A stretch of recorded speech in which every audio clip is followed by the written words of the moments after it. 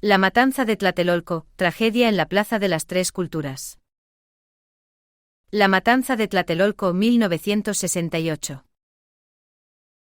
Era el 2 de octubre de 1968, y la Ciudad de México se preparaba para recibir al mundo. Los Juegos Olímpicos estaban a punto de comenzar, y el país estaba lleno de expectativas. Sin embargo, en las calles de la capital, algo muy distinto estaba sucediendo. Mientras la ciudad se llenaba de turistas y atletas, un grupo de jóvenes se congregaba en la Plaza de las Tres Culturas, en Tlatelolco, en un acto de protesta que terminaría en una tragedia. Los estudiantes, que venían de diferentes partes del país, se habían organizado en un movimiento de protesta contra el gobierno autoritario de Gustavo Díaz Ordaz.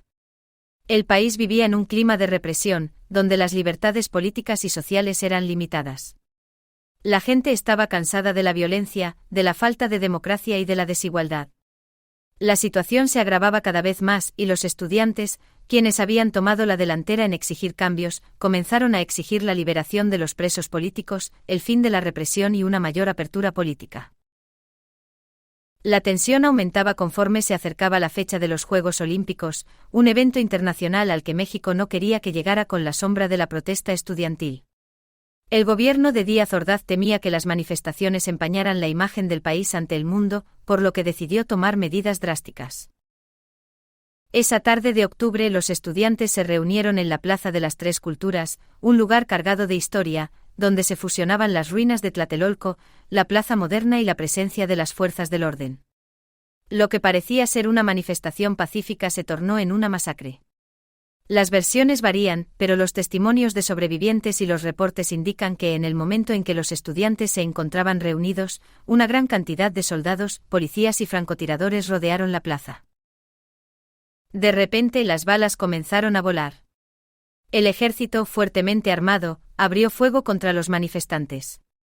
La confusión reinó mientras los estudiantes intentaban huir, refugiarse entre las ruinas o buscar alguna forma de protegerse. Los disparos eran constantes y las fuerzas del orden no distinguían entre manifestantes, estudiantes o civiles. Era una masacre sin sentido. El saldo de esa noche fue devastador. Aunque nunca se sabrá con certeza cuántos murieron, las estimaciones varían entre 300 y 400 personas, aunque algunos sostienen que el número real podría haber sido mucho mayor.